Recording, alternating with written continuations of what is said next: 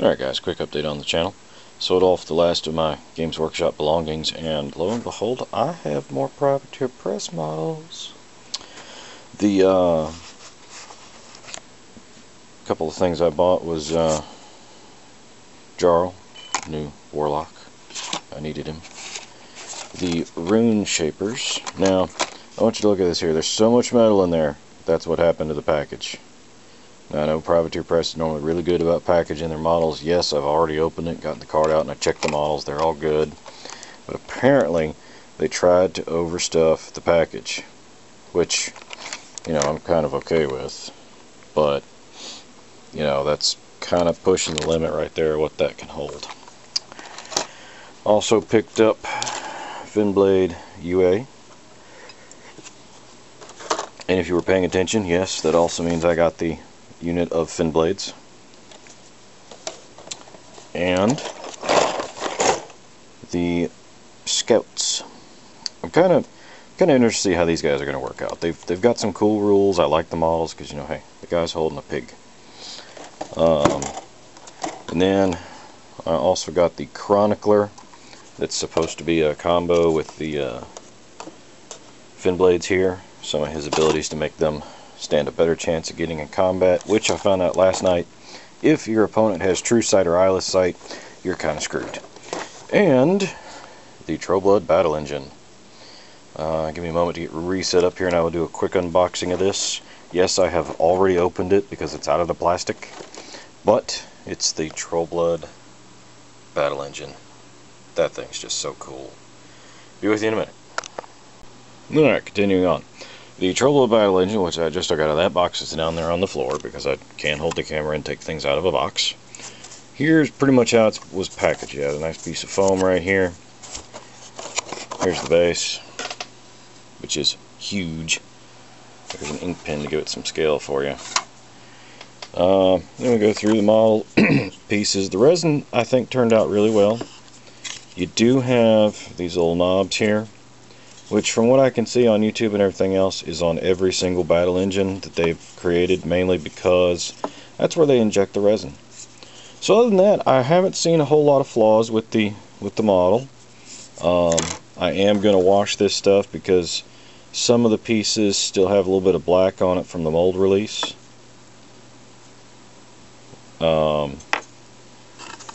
And I'm going to have to spend a good amount of time cleaning and, you know, clipping and sanding to get it to where all the pieces fit together properly. I will be following the assembly guide that is on the Privateer Press's website because, in all honesty, it's probably a good idea to do that. Since they built it, they should be able to tell you how to put it together.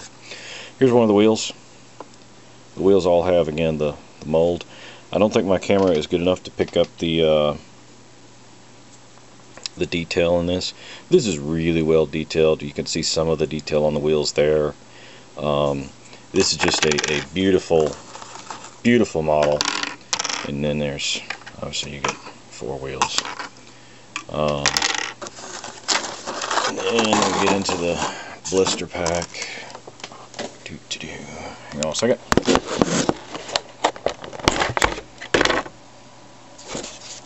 This blister is just chock, or clamshell is just chock full of stuff. You have some plastic, or I'm sorry, some resin tuffalos, which really I didn't find that much wrong. They've got, you know, they've got the injection spot right here, right there. But the detail is very good. I like how they turned out. This may mean that Privateer will at some point go to a resin for all their tuffalos. I don't know. I've never seen a metal tuffalo in person other than when somebody's already put a lot of paint on it. More of the resin and the gun. Look at the size of this gun. This thing is huge. And some more resin bits. Then you've got your standard Privateer Press white metal. This is one of the pigs that's picking up, or that is helping to, I believe, one of the scattergunner pigs. Got metal for the reins. And this is the piece that connects the wagon to the team. and you just got the rest of the bits and bobs to go with it here. Bits and bobs. Okay, now I'm starting to sound like, who is it that says bits and bobs all the time? At any rate, there's a guy that says bits and bobs all the time on YouTube, and I can't think of his name now. I think he's a British guy. But there's one of the heads, and it's also a very well done bit of metal. The other head is pretty much exactly the same. And I think these are your wheel spokes. Yeah, those look like wheel spokes. And you've got the, this will be the gunner. And he turned out really well. I think that's the gunner anyway. And this guy looks like the driver. He's a little bit calmer. And then they've got a pig handing up a shell. That's just nifty. So yeah, that's what I got with my haul from getting rid of all of my Games Workshop stuff.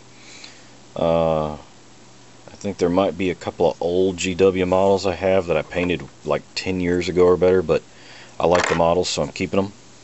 But that is everything that I've gotten here recently. This is also for an upcoming road trip I am taking down to South Carolina for a tournament that I believe the Player's Handbook will be participating in. For those of you who know the Player's Handbook, the Rich and I have been chatting a lot, and he actually helped me build the list for the tournament. It sounds like a really good tournament. The prize support's good. Now, how good I'll do, we'll wait and see on that one. I've got a lot of play testing and building to do in my future, as you can see.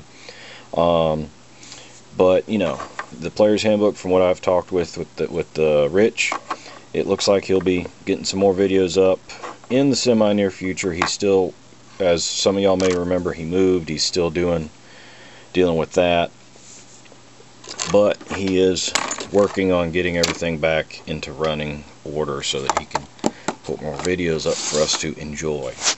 At any rate, that's pretty much everything on the channel so far. I know my camera moves a lot, and you know, at some point I'll get a better one so I can do this without getting the image all blurry. But just the detail in this model, I am very, very pleased with Privateer Press for this.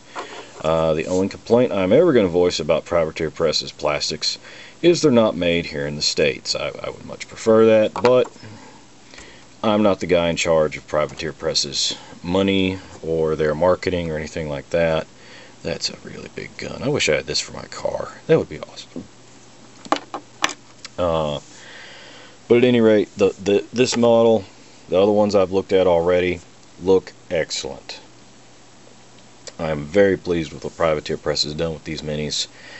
And, you know, in case anybody is out there hasn't looked at any of their quality, go to their website. It's an awesome, awesome thing. At any rate, that's the update for the channel. I hope the rest of y'all are having a good day.